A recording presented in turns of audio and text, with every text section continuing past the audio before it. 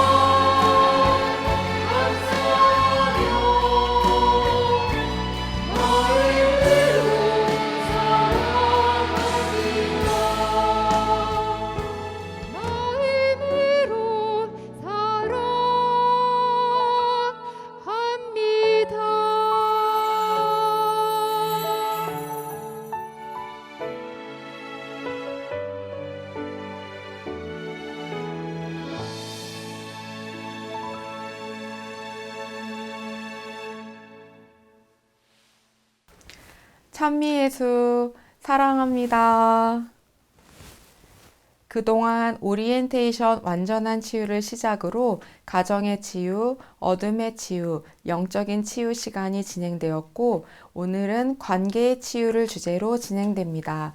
오늘 강의를 해주실 분은 한국에 계실 때 꽃동네 젊은이 성령 봉사의 지도 신부를 역임하며 저희 꽃동네 기도회를 비롯한 다양한 분야에서 성령 봉사자로 활발한 활동을 하셨습니다.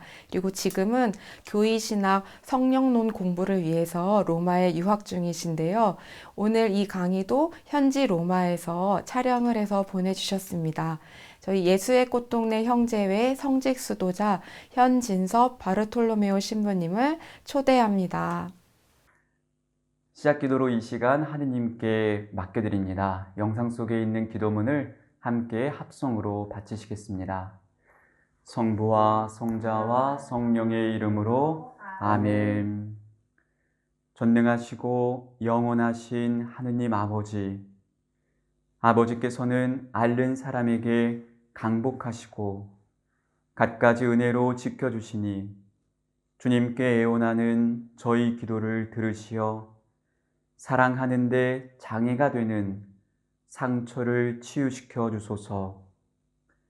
주님의 손으로 일으켜 주시고 주님의 팔로 감싸 주시며 주님의 힘으로 굳세게 하시어 더욱 힘차게 살아가게 하소서. 사랑이신 주님, 이 시간을 당신께 맡겨드립니다. 오소서 성령이시여 저희 마음의 연약한 곳을 어루만져 주소서. 저희에게 열려진 예수 성심이시여 저희의 닫혀진 마음을 이 시간 활짝 열어주소서.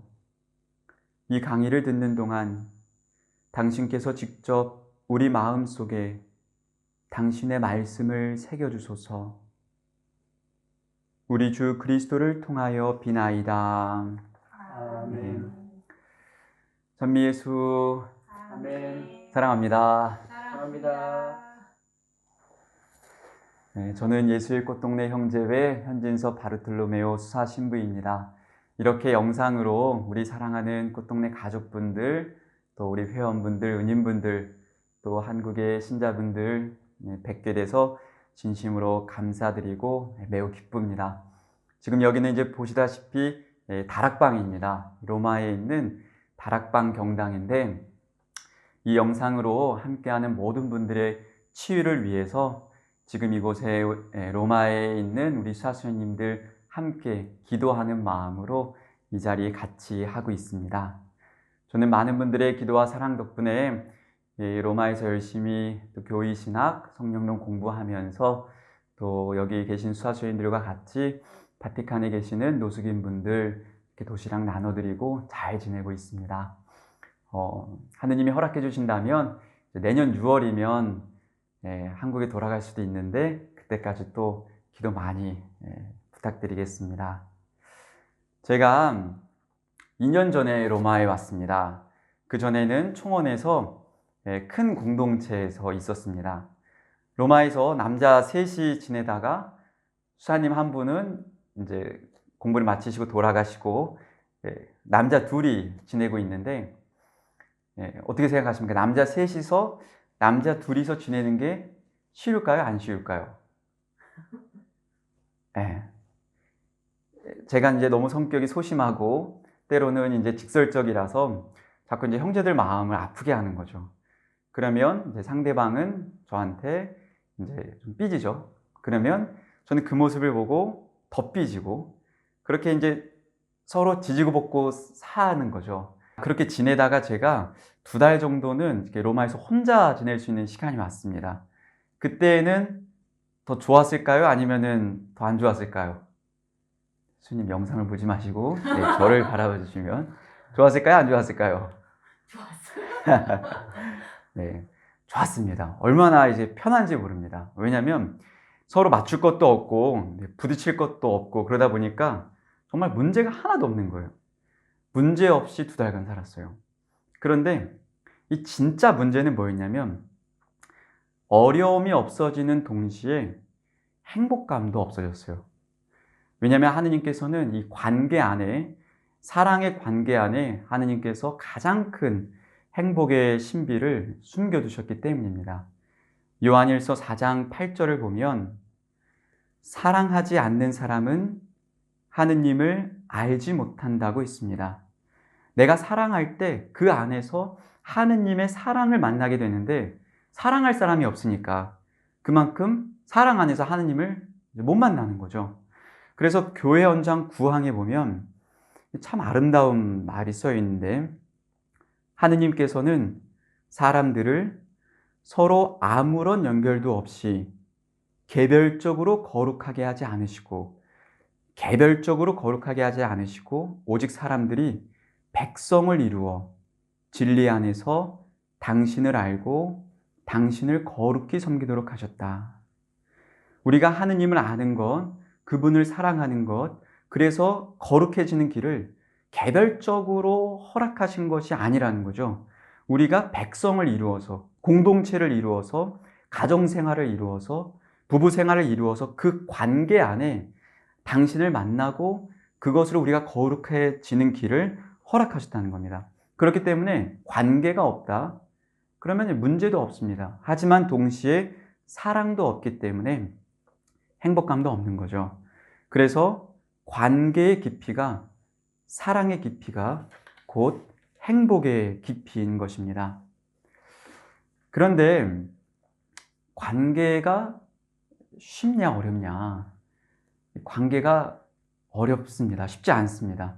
어느 누구도 의도적으로 관계를 소원하게 하고 싶은 사람, 관계를 단절하고 싶은 사람은 없습니다. 그런데 예상치 않게, 예상도 못하게 관계의 어려움이 생기기도 합니다.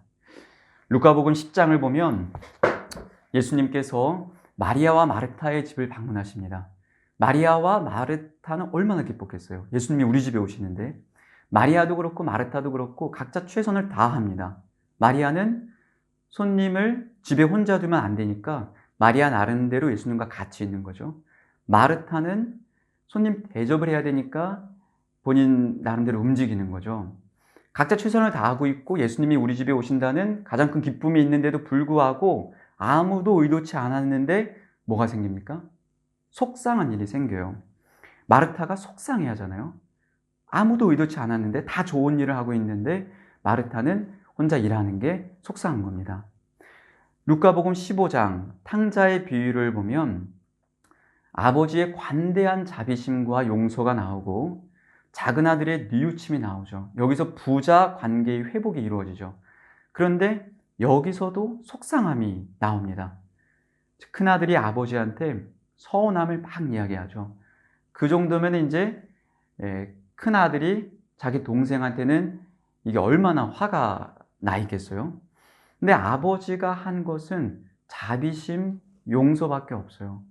동생 작은 아들은 뉘우쳐서 돌아온 거죠. 이 좋은 경사 같은 일인데도 불구하고 이 누군가는 속상함을 느낀다는 겁니다. 인간은 서로가 너무나 다양하기 때문에 이렇게 서로 의도하지 않은 상황에서도 인간의 연약함 때문에, 사랑의 부족함 때문에 속상한 일들이 생겨나는 겁니다. 그것이 바로 인간이 지니고 있는 한계점입니다. 그런데 이 한계점은, 이 연약함은 우리를 절망에 빠뜨리지 않고 더 큰 희망을 발견하게 합니다. 바로 우리가 하느님을 찾을 수 있게 도와주는 것입니다. 그래서 관계 치유의 첫 번째는 관계 안에 예수님을 초대하는 겁니다. 아까 같이 살펴봤던 루카복음 10장에 보면 마르타가 이제 속상했잖아요. 왜냐하면 자기만 일을 하니까. 그랬을 때 마르타가 직접 마리아한테 가가지고 야, 언니는 이렇게 고생하는데 너는 여기서 이렇게 가만히 놀고만 있냐? 라고 이야기를 하지 않았어요. 자기의 속상한 이야기를 누구한테 했죠? 예수님. 맞아요. 예수님한테 가서 먼저 이야기한 겁니다. 그리고 탕자의 비유에서 보면 큰아들이 속상했어요. 그런데 그 큰아들이 느꼈던 속상함을 누구한테 먼저 이야기했는가? 아버지한테 가서 먼저 얘기했다는 거죠. 동생한테 가가지고 그냥 다다다다 너 지금 이렇게 가산을 다 탕진하고 와가지고 너 때문에 이런 잔치가 벌어지는 게 말이 돼? 라고 하면서 동생한테 얘기하지 않고 아버지한테 먼저 얘기했다는 거죠. 이것이 관계 치유에 있어서 중요한 첫 번째입니다. 관계 치유를 위해서 대화하는 것은 반드시 꼭 필요합니다. 그런데 중요한 것은 상대방에게 말하기 전에 누구에게 가서 먼저 말해야 하는가? 바로 예수님에게 가서 먼저 말씀을 드리는 겁니다. 예수님한테 말씀을 드릴 때 이렇게 복잡하지 않고 마르타가 했던 것처럼 큰아들이 했던 것처럼 하면 되는 거죠. 자기가 느끼는 거대로, 속상한 거대로. 아니 나는 이렇게 계속 일하고 있는데 왜 내 동생은 일 안 하는 거예요? 라고 예수님한테 이야기한 것처럼 자연스럽게 일상을 이야기하는 거죠. 단순하게. 그런데 여기서 시작되는 게 뭐냐면 그 순간부터 이 관계라는 것은 너하고 나하고만 이루어지는 게 아니라 그 사이에 누가 오시게 되냐면은 바로 예수님이 오시게 된다는 겁니다. 그래서 더 이상 이 관계는 너하고 나 둘만의 관계가 아니라 그 사이에 예수님을 모시면서 셋의 관계가 시작된다는 겁니다. 예수님이 우리 관계 안에 들어오시게 되면 우리 인간이 지니고 있는 연약함, 우리 인간이 지니고 있는 다양성, 그래서 우리가 다 보지 못하는 부분들, 상대방의 어떤 마음들을 예수님은 그때부터 우리를 바라볼 수 있도록 도와주신다는 겁니다. 그래서 관계 치유의 두 번째는 예수님의 눈으로 상대방을 새롭게 바라보는 겁니다. 이제 마르타는 자신이 혼자 일하고 너무 바쁘고 힘드니까 마리아가 마치 편히 쉬고 있는 것처럼 보이는 거예요. 그러면서 그 순간에는 손님 곁에는 누군가 있어야 된다라는 이러한 생각이 이제 안 드는 거죠. 그러할 때 예수님은 그것을 이렇게 바라보게 해주는 겁니다. 마르타야, 지금 너가 하는 이 목도 참 중요하고 필요하지만 마리아가 지금 내 곁에 있는 것도 좋은 몫이란다. 누군가는 내 곁에 손님과 함께 있어줘야 되지 않겠니? 라고 그 부분을, 그러니까 상대방의 그런 모습과 상대방의 역할과 상대방의 입장을 이야기해 주는 거죠. 마찬가지로 돌아온 탕자의 비유에서도 큰 형을, 자기 동생을 어떻게 생각했냐면 창녀들과 어울려 가산을 탕진한 사람으로 생각을 합니다. 그렇게 보는 거죠. 잘못한 사람으로만 보는 거죠. 그런데 아버지가 큰아들한테 어떻게 이야기해 주냐면, 큰아들아, 네 동생이 집을 떠나서 죄 속에 머무는 동안 그 영혼이 얼마나 피폐해지고 얼마나 고통스러웠을지 한번 같이 생각해 보자. 그것은 마치 죽은 거하고도 같아. 왜냐하면 이제 아버지가 이렇게 얘기하잖아요. 네 아들은 동생은 죽었다가 다시 살아나지 않았니? 라는 걸 보면은 아버지는 이제 그걸 이야기해 주는 거죠. 큰아들은, 형은 동생이 잘못했던 것, 그래서 방탕했던 거를 이야기하는데 아버지는 그 말도 다른 말은 아니지만, 그런데 네 동생이 그렇게 지내면서 느꼈을 영혼의 고통과 영혼의 아픔을 우리 이것을 같이 한번 바라보자 라고 예수님께서는 우리가 이렇게 우리의 관계 안에 예수님을 초대할 때, 예수님께 이렇게 말씀을 드릴 때 예수님은 우리를 위로해 주실 뿐만이 아니라 나 속상해요 라고 했을 때 그래 너 얼마나 속상했어 라고 위로해 주실 뿐만이 아니라 상대방의 입장, 상대방의 아픔, 그리고 그 아픔 때문에 빚어진 어떤 고통들을 바라볼 수 있게 해주시고, 더 중요한 것은 그것을 동정할 수 있게 해주신다는 겁니다. 제가 꽃동네에서 가정성화 피정할 때 자매님 한 분을 뵀습니다. 그분은 이제 10년 넘게 남편과 각방 생활을 하신 분이셨어요. 남편은 주식에 중독되어 있었고 그것 때문에 가산을 다 탕진하고 술도 많이 마시고 그러다 보니까 맨날 싸우는 거죠. 천주교에서 이혼은 하지 말라고 하니까 이혼은 안 하고 있는데 남편의 삶에 대해서 더 이상 관여하지 않는 거예요. 그렇게 남편과 이렇게 벽을 세운 지 각방 생활한 지 10년이 넘은 거였죠. 자매님은 저한테 지금 내 삶이 아무 문제가 없고 나는 지금 사는 데 어려움이 없고 이 정도면 뭐 행복하다, 불편함이 없다라고 이야기하셨지만 제가 보기에는 행복해 보이지가 않았어요. 제가 그 이야기를 듣고 나서 자매님을 위해서 이렇게 기도했습니다. 하느님, 이 자매님이 마음의 벽을 허물고 이 피정 동안에 꼭 남편을 위해서 기도할 수 있게 도와주십시오. 이렇게 기도했는데 그날 저녁에 안수식이 있었고 다음 날 이렇게 체험단 발표를 하셨습니다. 저는 안수식 때 10년 만에 처음으로 남편을 위해서 기도했습니다. 그동안에 생각하지 못했던 것들이 떠올랐습니다. 이야기를 해주셨는데 뭐였냐면 남편이 회사 생활 마치고 술을 많이 마시고 돌아오게 되면 자기는 그 다음날 왜 이렇게 술을 많이 마셨냐고 이야기를 여러 번 했었지 한 번도 다음날 남편한테 가서 근데 여보 무슨 속상한 일이 있었길래 이렇게 많이 술을 마셨어? 무슨 어려운 일이 있었어? 나한테 한번 얘기해봐. 이렇게 왜 술을 마셨는지 한 번도 물어본 적이 없었다는 거죠. 그리고 남편이 월급 봉투를 갖다 주면은 야, 우리 남편 너무 고마워. 내가 당신이 열심히 벌어온 이 돈으로 우리 가정이 잘 살 수 있어. 이렇게 이야기 한 번도 하지 않고 이번 달에 월급이 왜 이렇게 적냐? 술을 많이 마시니까 이렇게 돈이 많이 나가는 거다라고 구박을 했다는 거죠. 그러니까 어느 순간부터 이 남편은 술을 더 마시기 시작했고 주식에 중독되기 시작했다는 겁니다. 그래서 자매님이 뭐라고 고백하셨냐면 결국 제가 사랑이 없었기 때문에 그동안 내가 남편을 남편으로서 가장으로서 인정해주지 않고 지냈기 때문에 이 모든 일이 일어난 것입니다. 그동안 남편이 얼마나 외로웠을까, 힘들었을까 이 모습을 자기가 바라보게 되었다고 체험단 때 이야기를 해주었습니다. 6개월 뒤에 자매님을 꽃동네에서 다시 만났는데 얼굴이 환해졌어요. 그리고 저한테 이렇게 후일담을 들려줬습니다. 수아님, 제가 그 피정 마치고 가자마자 어떻게 했는지 아냐고 남편한테 찾아가가지고 여보, 내가 잘못했어. 내가 그동안 당신의 고통을 한 번도 눈여겨보지 않고 당신이 겪고 있는 아픔을 내 아픔으로 생각해 본 적이 없었어. 그래서 나는 그 모습을 너무나 미워했어. 그런데 그 모든 것은 내 탓이야.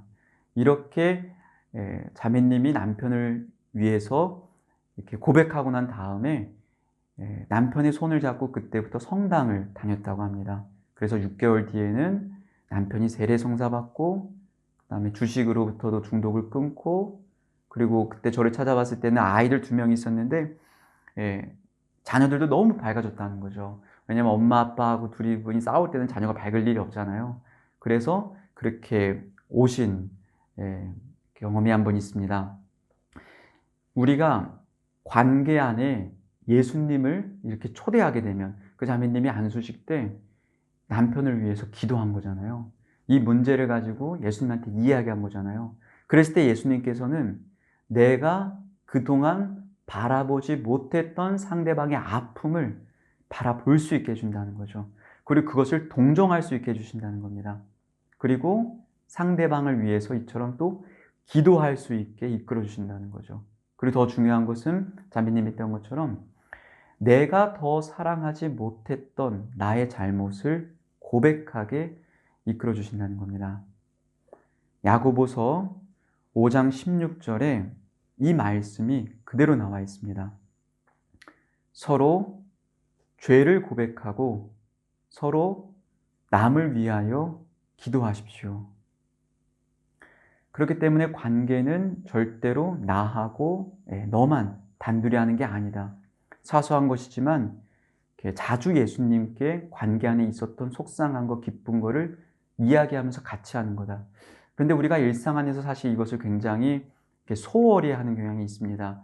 일상 안에서는 안 삐진 척해요. 그리고 나 괜찮은 척하고 예수님이 다 알겠지 뭐 하면서 우리가 묵주기도는 하고 미사는 가는데 이 마르타처럼 속상한 걸 이야기하지 않아요.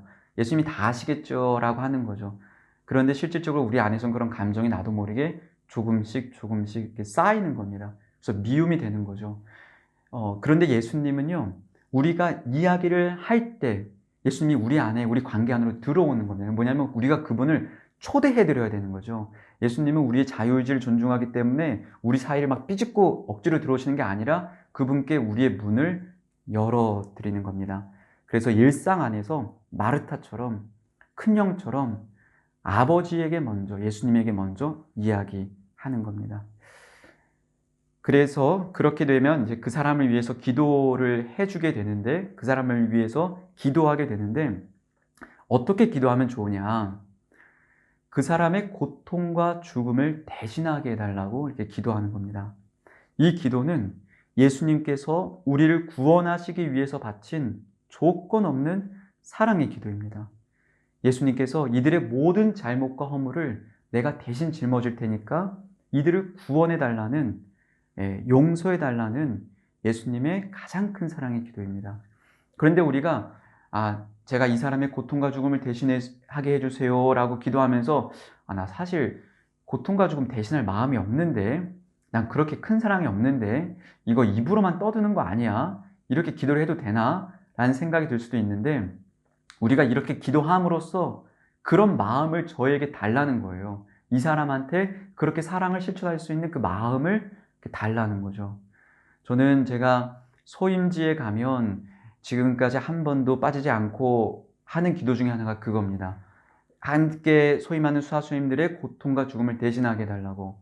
그러다 보면 제가 마음이 소심해서 삐질 때가 종종 있는데 마음이 좀 금방 누그러집니다.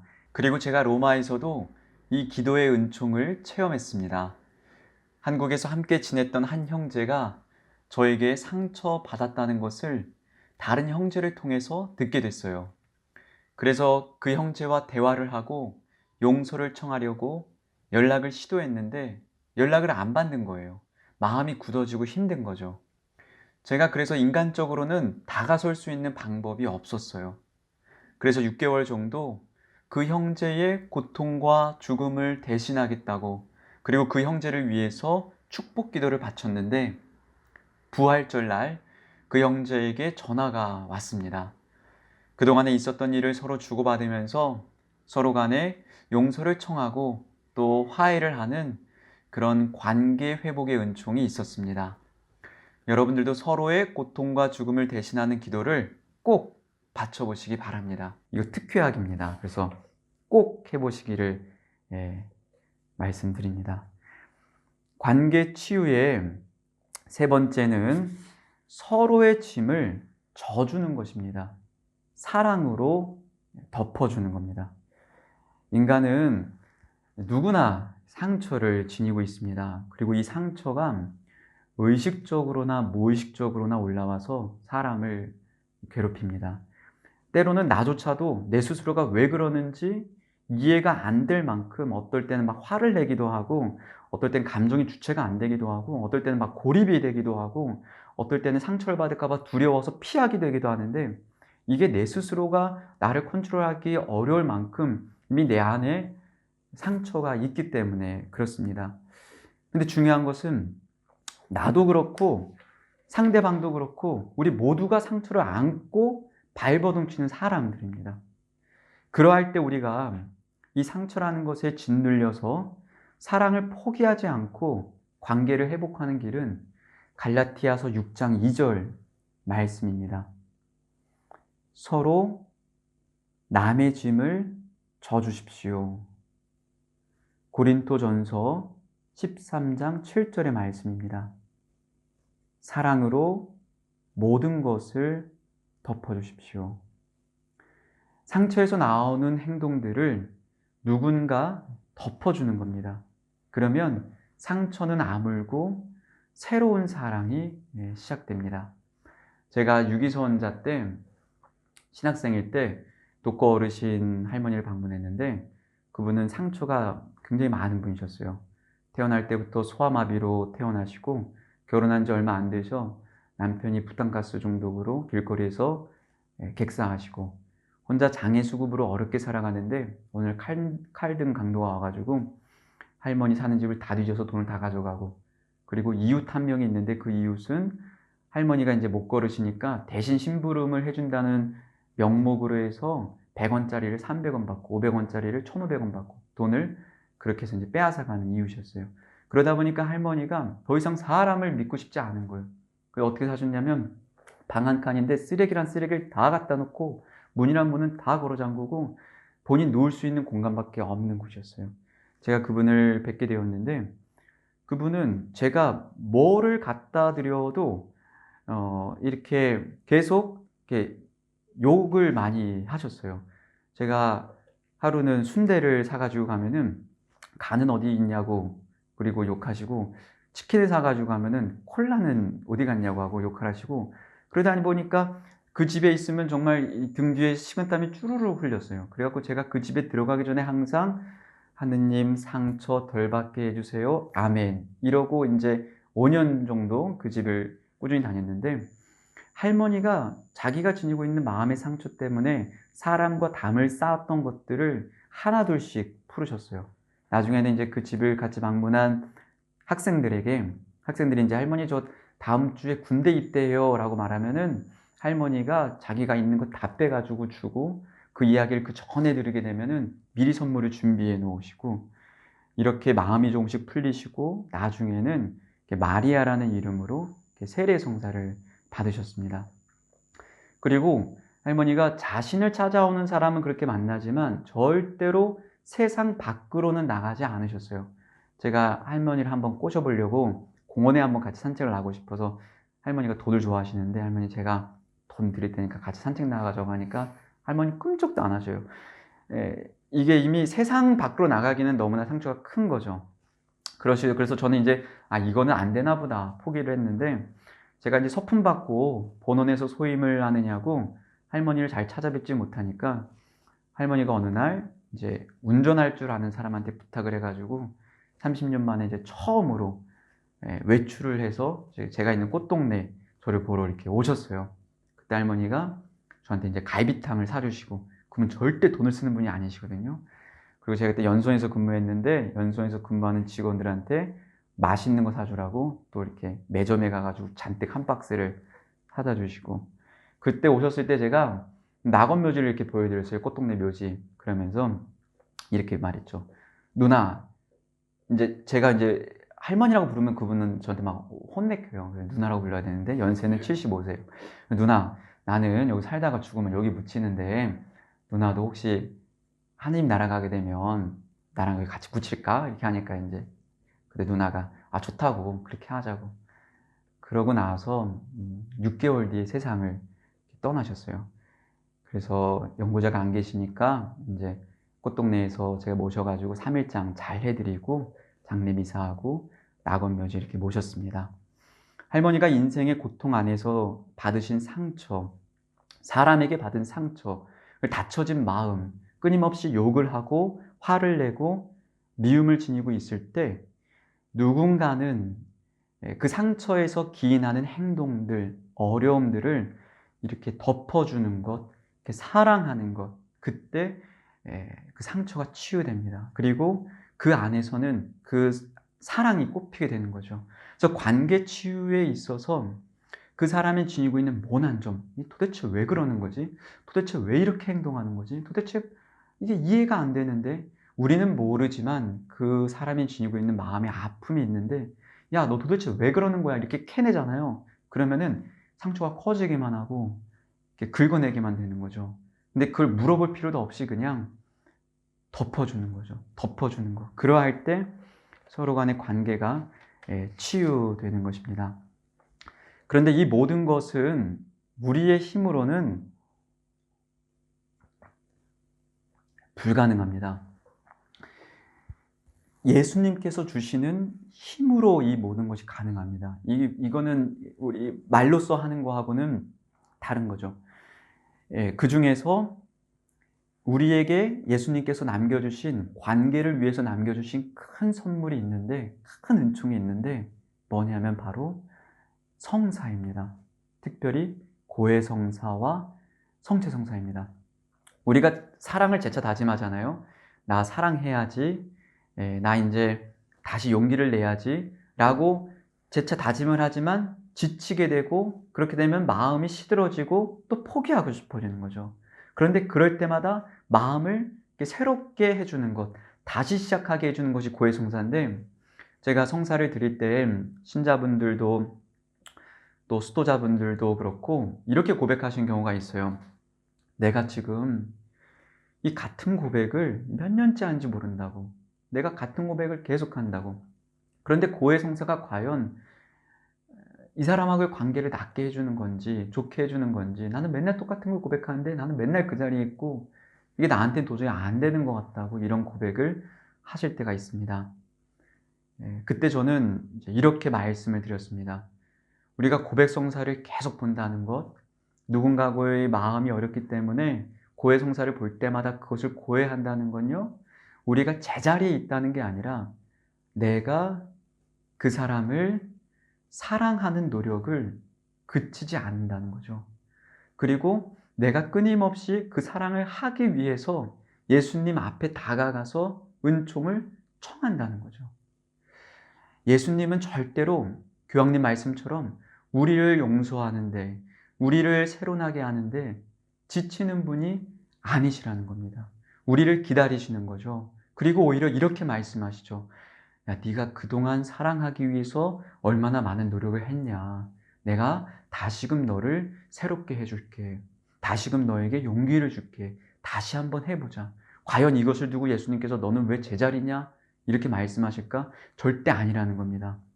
고해 성사는 치유의 성사입니다. 치유의 성사로서 우리가 사랑하려고 다짐하지만 넘어지고 지칠 때 우리 영혼과 육체의 의사이신 예수님께서 성령의 힘으로 새로운 마음을 불어넣어 주신다는 겁니다. 그런데 관계에 있어서 고해 성사를 볼 때 조금 이제 방법을 말씀드린다면 저는 이 방법을 통해서 저는 유기서원 때 관계에 어려움이 있었던 사람하고 큰 도움이 됐는데 어떻게 성찰을 하는가? 우리가 이제 내가 그 사람을 사랑해주지 못했어요 라고 이야기할 수도 있고 속상한 걸 이야기할 수도 있지만 성찰할 때 가장 먼저 해야 할 것은 예수님은 나와의 관계를 위해서 어떻게 노력하셨는가? 예수님과 나하고의 관계가 있잖아요. 그러는데 예수님은 나하고 관계를 위해서 나를 위해서 어떻게 노력하셨지?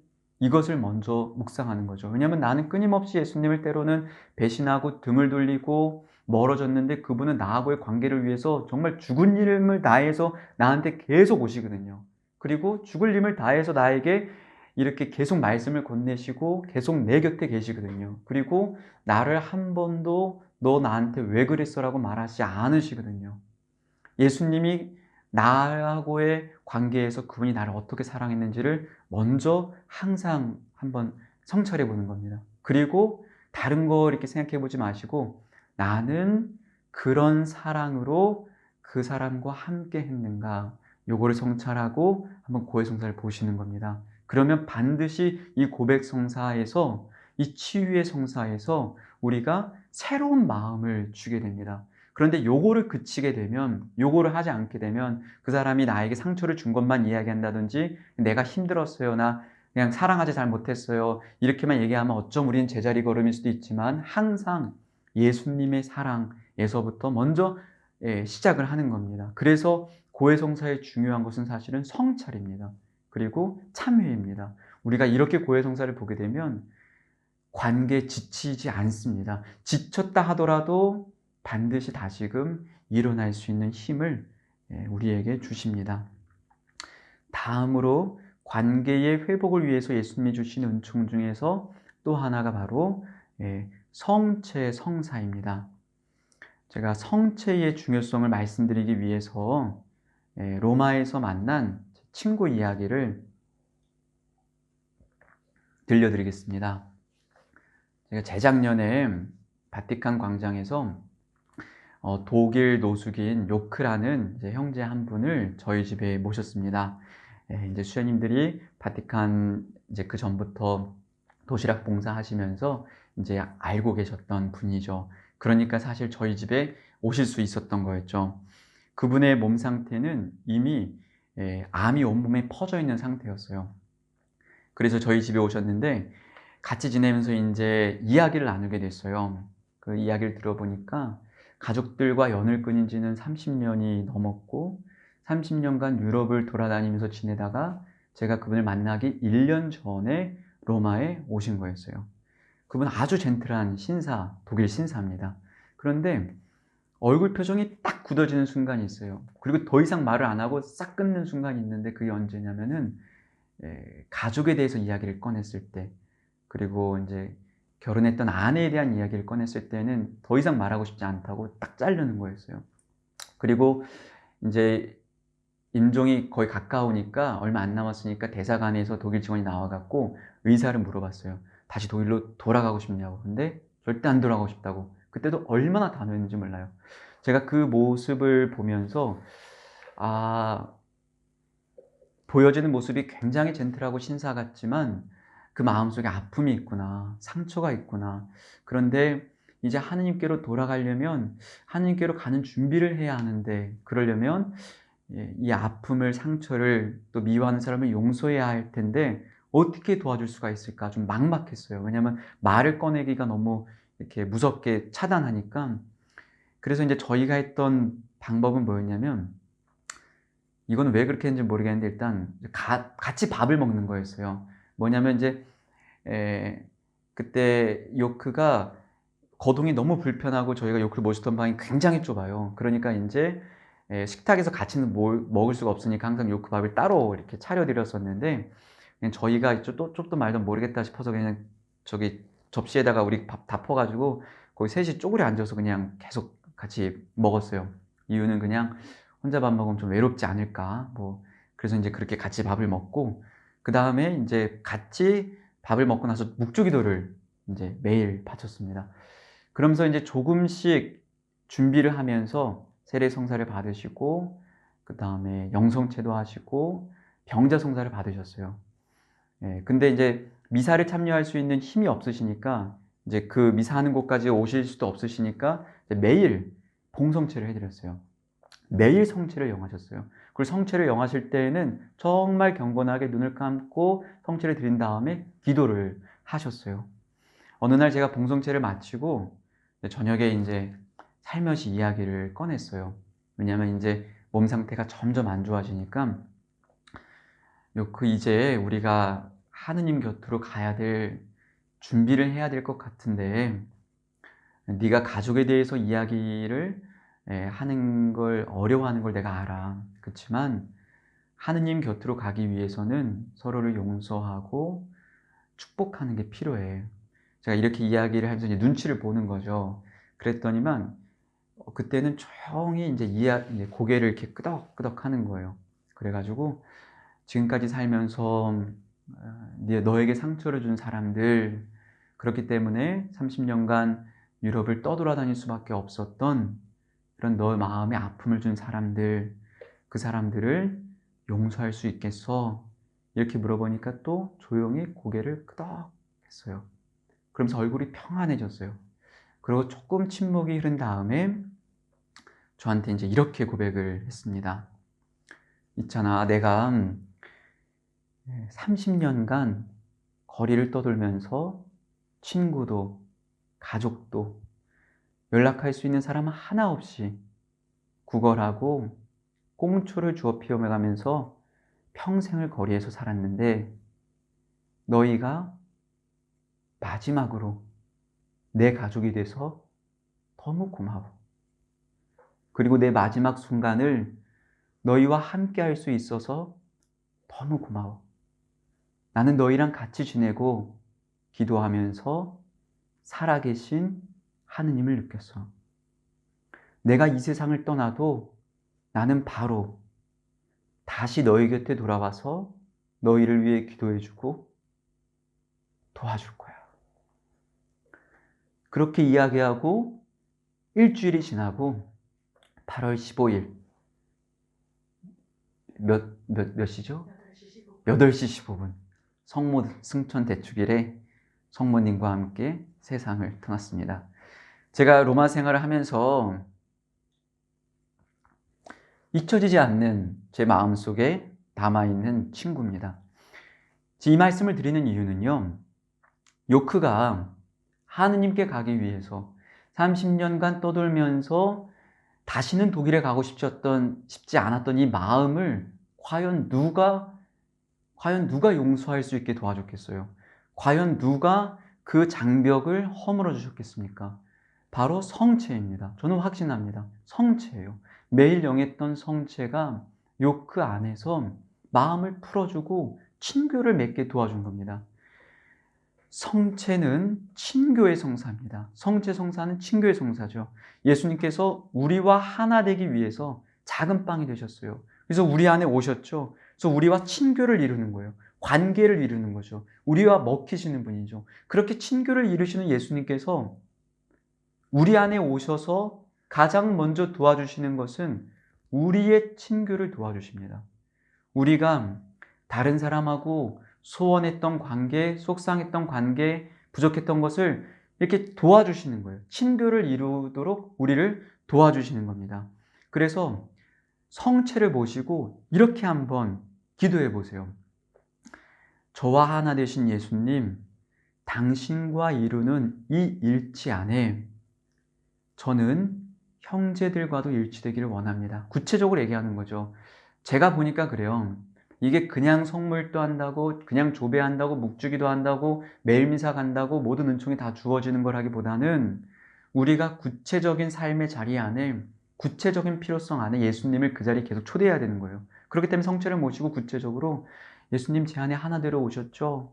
예수님 당신은 분명히 이 하나됨으로 저를 도와주시죠? 저 당신과 저하고 하나된 것처럼 지금 누구하고 하나 되고 싶어요. 그런데 제 힘으로 안 돼요. 제 힘으로 이해하는 게 어려워요. 제 힘으로는 부족해요. 그러니까 도와주세요. 우리가 이렇게 기도하면 예수님께서는 꼭 반드시 들어주십니다.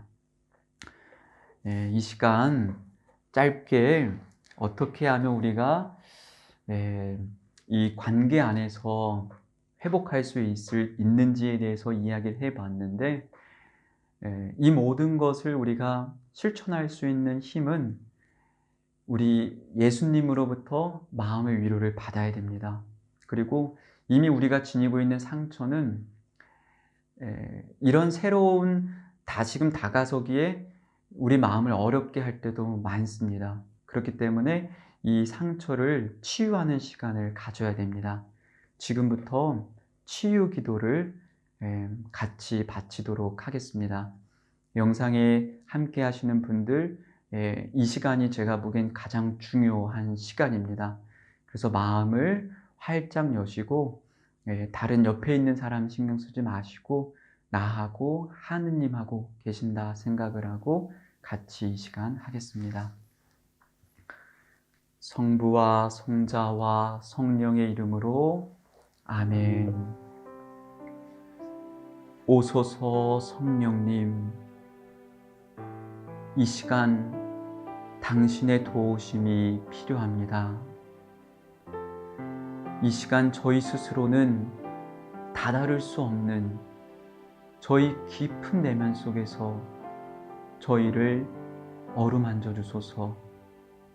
저희 스스로는 잘 알지 못하는 저희 내면의 상처에서, 고통에서, 아픔에서, 포기하고 싶은 절망에서 저희를 치유시켜 주시고 새로운 용기와 힘을 주소서.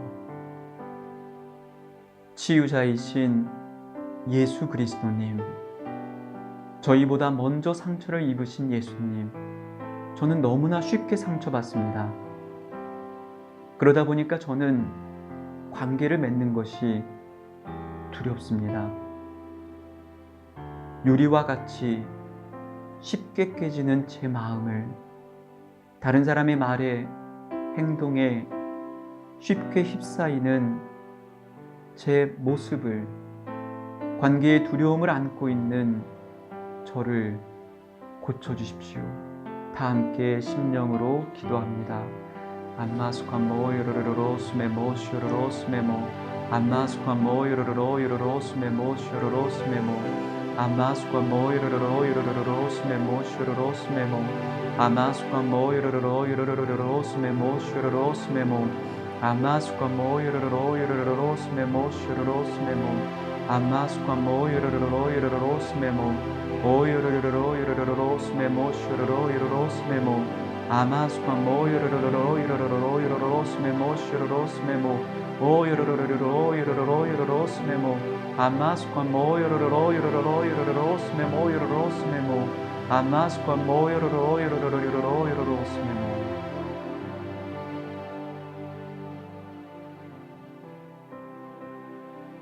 얘야, 사랑하는 아이야,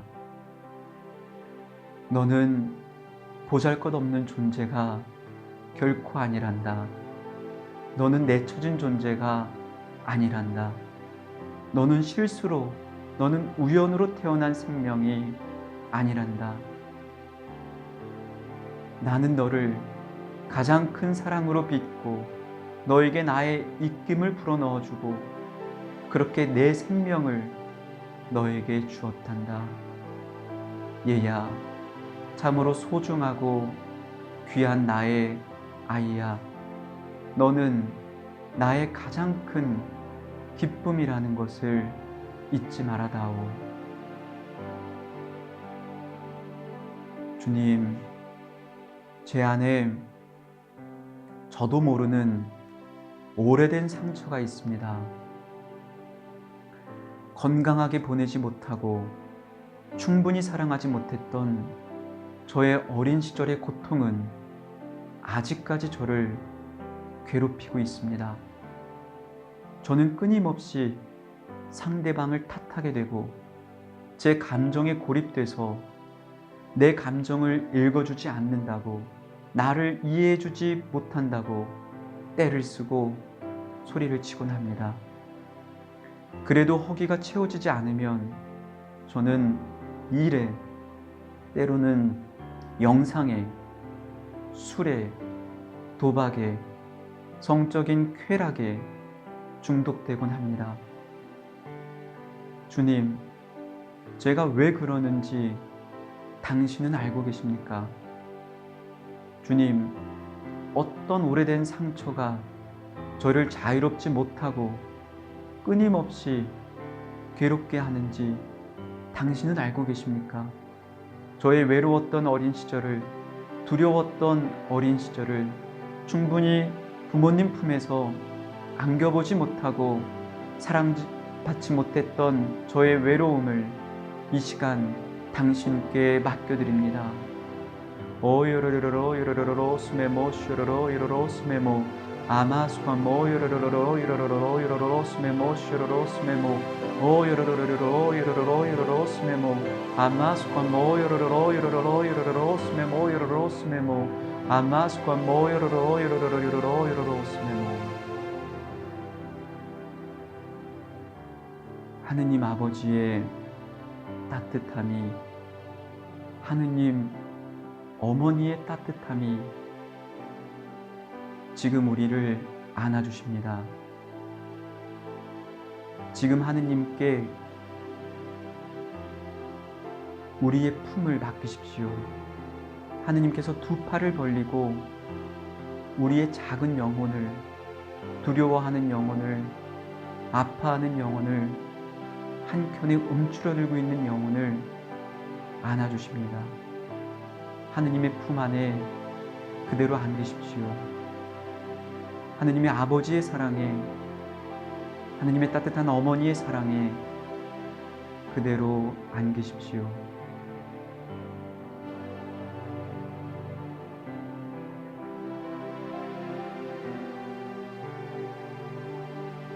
사랑하는 아기야, 마음껏 기대지 못하고 울지 못했던 내 사랑하는 아이야, 내 품에 안기렴. 내 사랑의 품에 안기렴. 내 사랑이 어디에서도 채울 수 없었던 너의 내면을 채우고 있단다. 너는 결코 혼자가 아니란다. 주님, 제 기억 속에 지우고 싶은 상처가 있습니다. 제 기억 속에 잊고 싶은 아픔이 있습니다. 시간은 오래 흘렀지만 그 기억은 잊혀지지 않고 생생하게 저를 찾아옵니다. 그러면 전 다시 움츠러들고 주저하게 되고 어떻게 할지 몰라 당황해합니다. 이 시간 제 기억 속의 상처를 봉헌합니다.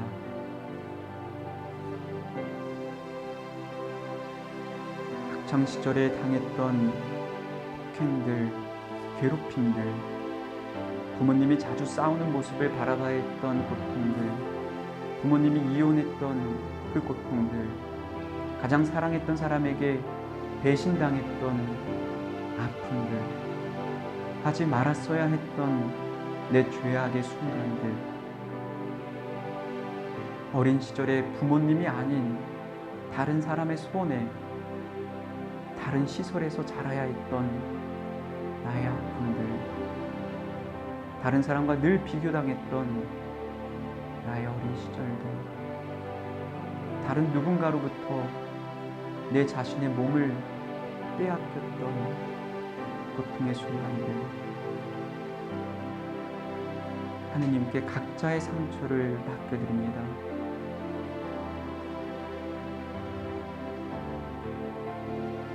그 모든 순간들을 주님의 상처에 봉헌합니다. 예수님께서 도마가 지녔던 의심의 상처를, 의심의 아픔을 치유시켜 주시기 위해 자신의 상처에 손을 대게 하신 것처럼 우리에게도 같은 은총을 이 시간 내려주십니다. 예수님의 상처에 손을 댈 수 있도록, 예수님의 상처에 손을 얹을 수 있도록, 그렇게 우리의 상처가 치유될 수 있도록 우리에게도 같은 은총을 내려주십니다. 예수님께서 말씀하십니다. 더 이상 혼자 아파하지 마라. 더 이상 혼자 슬퍼하지 마라. 내가 오늘 너의 상처 안에 들어가려 한다. 내가 오늘 너를 치유하고자 한다. 너의 상처를 나에게 맡겨다오. 아마스과 모이로로로 요로로 스메모 쇼로로 스메모 아마스과 모이로로로 요로로로 스메모 쇼로로 스메모 아마스과 모이로로로 요로로로 스메모 쇼로로 스메모 아마스과 모이로로로 요로로로 스메모 쇼로로 스메모 아마스과 모이로로로 요로로로 스메모 오요로로로 요로로로 스메모 쇼로로 요로로 스메모 아마스과 모이로로로 요로로로 요로로 스메모 쇼로로 스메모 오 요로로로로 요로로로 요로로 스메모 아마스과 모 요로로로 요로로로 요로로로 스메모 요로로 스메모 아마스과 모 요로로로 요로로로 요로로 요로로 스메모. 하느님의 사랑은 가늠하다 붙잡힌 양을 사랑하십니다. 그 양을 보호해 주십니다. 가늠하다 붙잡힌 여인, 많은 사람들 앞에서 수치스럽게 부끄럽게 죽을 뻔했던 기억은, 그 여인의 기억은, 자신 죄악의 상처는 이제 더 이상 부끄러운 기억으로 남겨지지 않습니다. 왜냐하면 그 순간 예수님께서 그 자리에 계셨기 때문입니다. 예수님께서 그 여인에게 말씀하셨기 때문입니다. 예수님께서 그 여인을 보호해 주셨기 때문입니다. 가늠하다 붙잡힌 여인에게 남겨진 기억은 이제 더 이상 상처가 아니라 오히려 가장 따뜻한 예수님의 사랑과 보호로 기억됩니다. 우리도 마찬가지로 우리의 가장 고통스러운 기억과 상처에서 무시당하고 미움당하고 버림당하고 배신당하고 외면당했던 그 순간들 속에 예수님이 나와 함께 계셨음을, 그 순간 예수님이 나를 가장 따뜻하게 안아주고 계셨음을, 그렇게 나를 보호하고 나를 지켜주시고 나와 함께 나보다 더 고통스러워하시며 바라보고 계셨음을 믿으십시오. 그러할 때 우리의 가장 어렵고 고통스러웠던 그 기억은 이제는 하느님에 대한 기억으로 바뀌게 됩니다.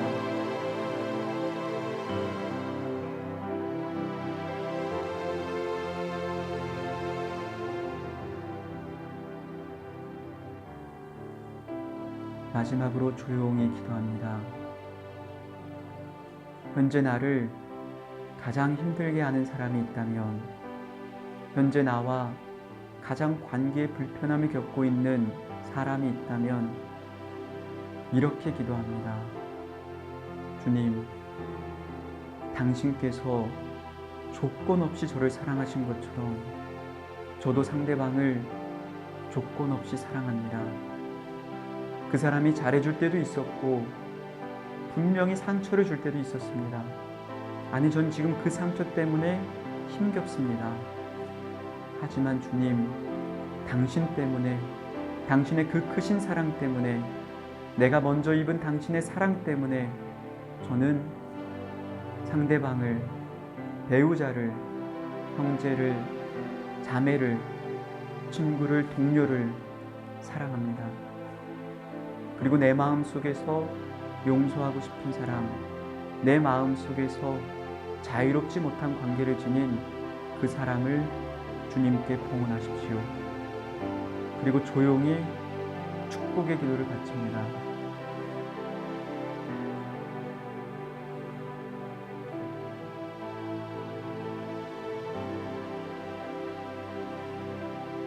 주님, 저는 잘 알지 못합니다. 그 사람이 어떤 마음의 어려움과 상처가 있었는지 저는 잘 알지 못합니다. 그 모든 것들을 당신께서 치유시켜 주소서. 그 사람의 고통과 죽음을 대신하고자 합니다.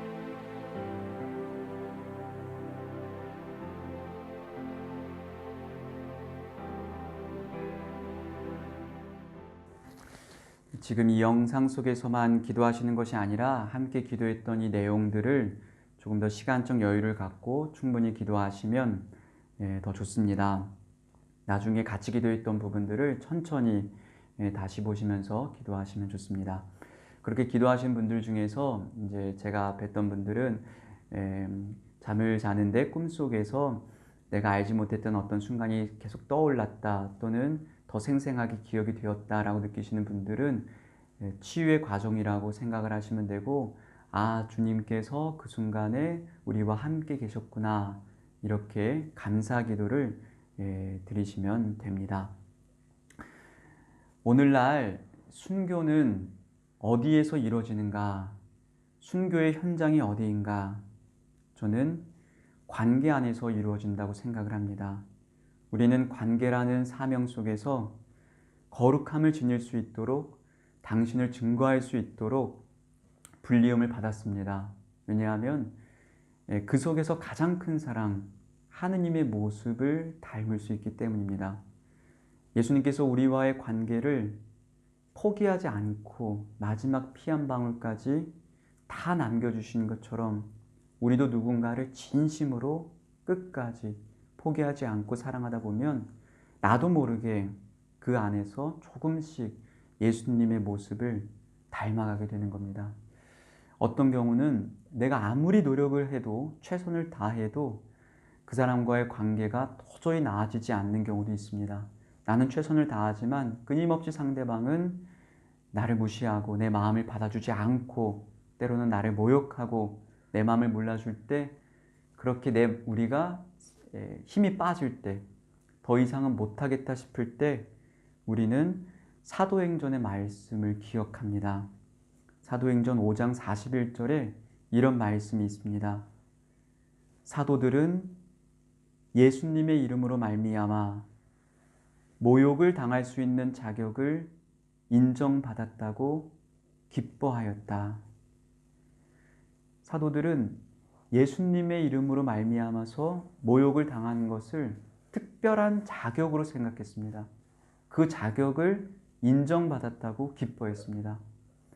우리가 만약에 예수님을 몰랐더라면, 우리가 예수님의 제자가 아니었더라면 당신의 가르침을, 당신의 사랑을 우리가 금방 포기할 텐데, 그런데 예수님 때문에, 예수님이 날 그렇게 사랑해 주시니까 나도 그 사랑 때문에 관계를 포기하지 않고 그것을 견뎌낸다면 우리 역시도 사도들처럼 예수님으로 이름으로 말미암아 모욕을 당하는 특별한 자격을 얻게 된 것입니다. 우리는 이 지상에서 관계의 완성을 꿈꾸지 않습니다. 모든 아픔과 상처가 사라지고 슬픔과 고통이 없는 아무런 앙금 없이 기쁘게 지내는 것은 이 지상에서가 아닙니다. 모든 피조물이 새롭게 되고 우리의 몸이 완전히 속량되는 하느님 나라에서 이루어지는 겁니다.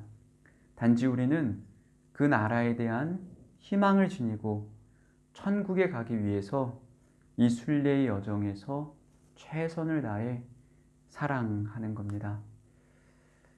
이것으로 강의를 마치도록 하겠습니다.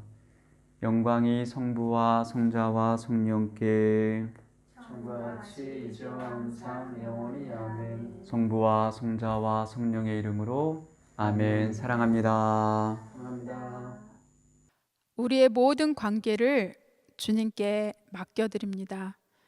내 마음 안에 있는 미움도, 분노도, 또 의심도 주님께 다 맡겨드립니다.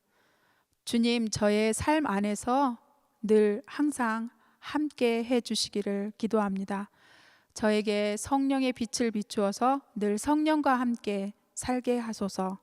내 모든 것을, 내 모든 삶을 주님께 맡겨드립니다.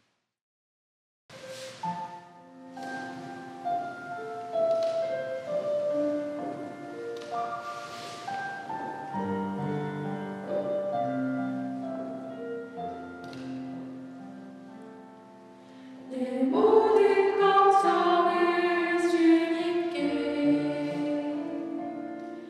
내 모든 두려움 주님께,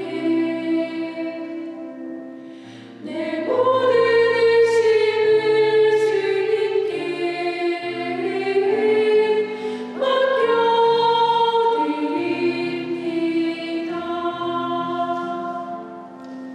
내 모든 어머니를 주님께, 내 모든 나약함 주님께, 내 모든 어둠을 주님께 맡겨드립니다.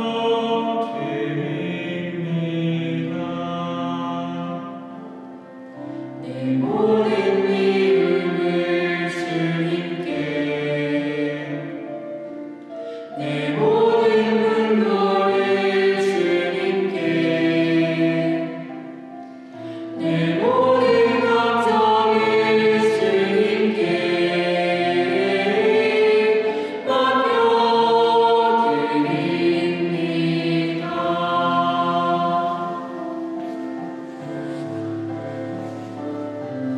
내 모든 아픔을 주님께, 내 모든 외로움 주님께,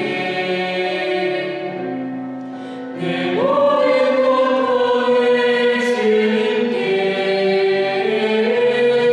맡겨드립니다. 내 모든 생각을 주님께, 내 모든 계획을 주님께, 내 모든 마음을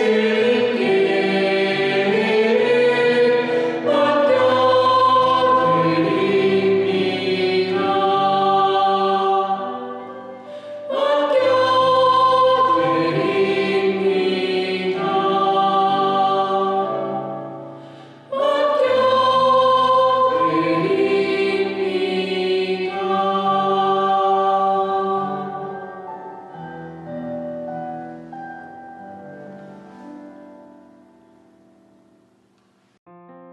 다음 시간에는 심리와 정서적 치유에 관한 강의가 진행됩니다. 심리적으로나 정서적으로 고통받고 있는 이들과 그들을 돌보고 있는 분들을 기억하며 기도하고 참석하시길 권해드립니다. 온라인 치유 세미나 체험담을 모집합니다. 온라인 치유 세미나에서 체험하신 것을 문자나 음성 녹음, 영상 등으로 보내주세요. 여러분이 나누어 주시는 은총의 체험이 누군가에게는 하느님의 사랑을 전하는 또 다른 체험의 통로가 되어 줄 것입니다.